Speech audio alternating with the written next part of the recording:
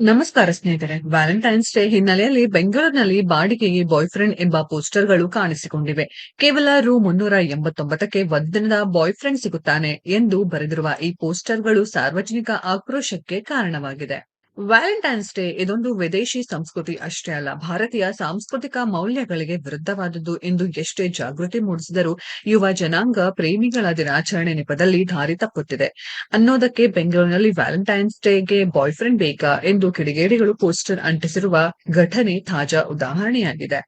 ಹೌದು, ಇದು Valentine day ಹಿನ್ನೆಲೆ ಕಿಡಿಗೇಡಿಗಳು ಇಂಥದ್ದೊಂದು ಪೋಸ್ಟರ್‌ಗಳನ್ನ ಎಲ್ಲೆಂದರಲ್ಲಿ ಅಂಟಿಸಿದ್ದಾರೆ. ವ್ಯಾಲೆಂಟೈನ್ ಡೇಗೆ ಬಾಯ್‌ಫ್ರೆಂಡ್ ಇಲ್ವಾ? ಹಾಗಾದ್ರೆ ಒಂದು ದಿನದ ಬಾಡಿಗೆ ಬಾಯ್‌ಫ್ರೆಂಡ್‌ಗಾಗಿ ಪೇ ಮಾಡಿ ಎಂದು ಬರೆದಿರುವ ಪೋಸ್ಟರ್ ಹರಿಬಿಟ್ಟಿರುವ ಕಿಡಿಗೇಡಿಗಳು.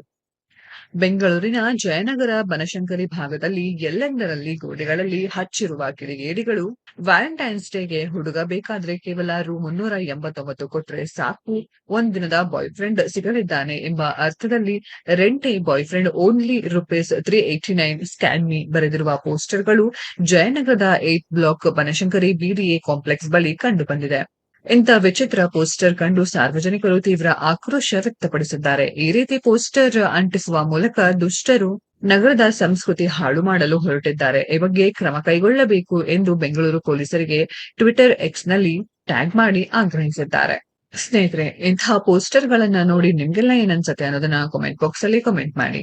ಈ ವಿಡಿಯೋ ಇಷ್ಟ ಆಗಿದ್ರೆ ಲೈಕ್ ಮಾಡಿ, ಶೇರ್ ಮಾಡಿ, ಚಾನೆಲ್‌ನ ಸಬ್ಸ್ಕ್ರೈಬ್ ಮಾಡಿ, ಪಕ್ಕದಲ್ಲಿ ಇರೋ ಬೆಲ್ ಐಕಾನ್ನ ಹಿಟ್ ಮಾಡಿ. ಮುಂದಿನ ವಿಡಿಯೋದಲ್ಲಿ ಭೇಟಿಯಾಗೋಣ. ಧನ್ಯವಾದಗಳು.